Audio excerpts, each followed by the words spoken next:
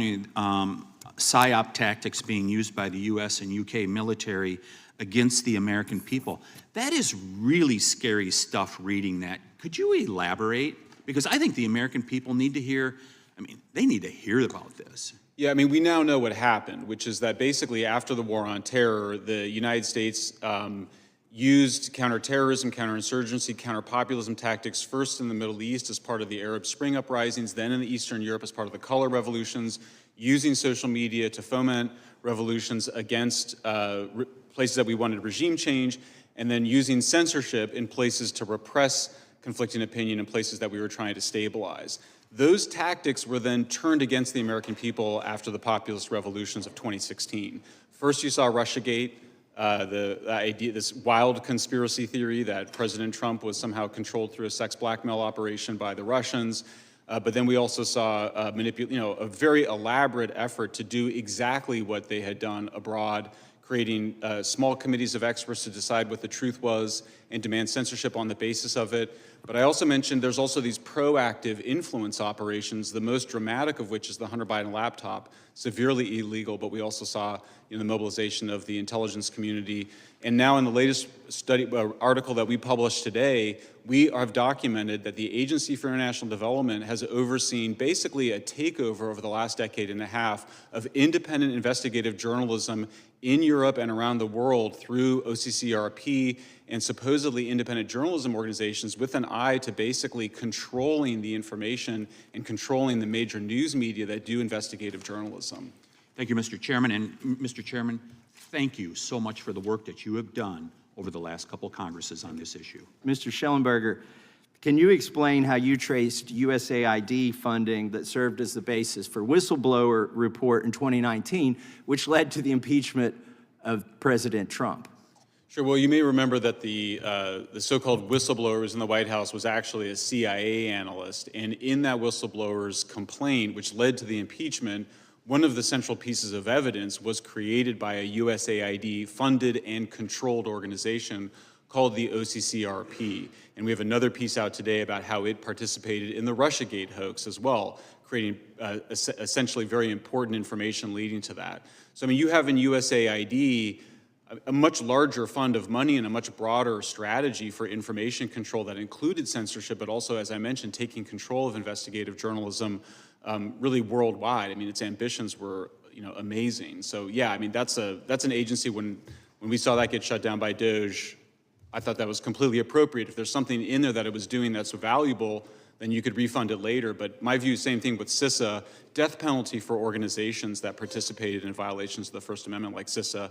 Cybersecurity is an extremely important function. It shouldn't be contaminated and undermined by censorship activities. Well, I think it's always been known that our government has funded the change in administrations, if we can say it politely, of other governments. But isn't it borderline treason when the taxpayer when organizations entrusted with protecting our country are now undermining our own government? Absolutely. If you're trying to do regime change, illegal, if you're weaponizing DHS, FBI, CISA, that's treasonous regime change activities redirected, that we developed abroad for regime change, directed against the American people and our representatives. It's shocking, and we still haven't dealt with it as a country. Mr. Shellenberger, you mentioned that USAID, which has been in the news of late, spending taxpayer money on all kinds of stupid things, is also involved in the censorship effort. I want you to just elaborate on that a little bit, because this is going on as we speak. I want you to elaborate on that for the committee, if you would. Yeah, I think it's important to understand that USAID viewed this very holistically. And it's important, if you look at the Hunter Biden laptop case, which is an extremely important case to understand, because the FBI was weaponized, then it weaponized the Aspen Institute to brainwash the entire media. It wasn't just that they censored it. It was that they changed the perception of the laptop. They created the perception that it was something other than what it obviously was.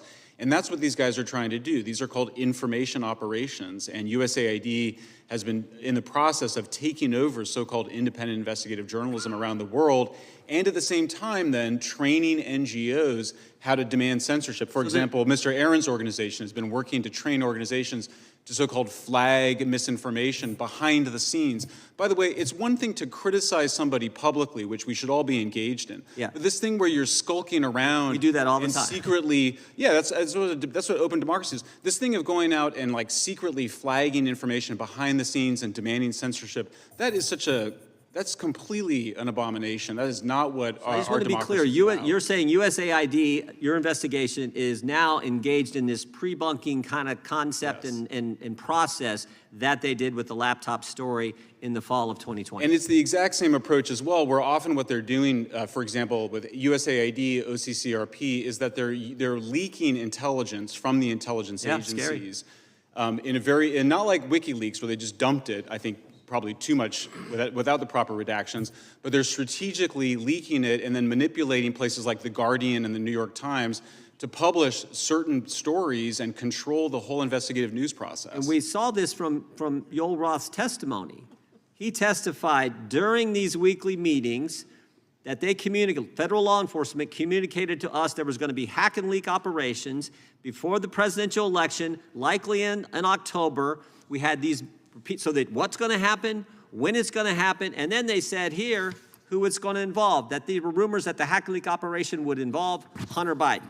So they set them all up. And then Shazam, they set them all up because they had the laptop and they knew what was coming. And when it happens, everyone buys into what the 51 former intel officials say.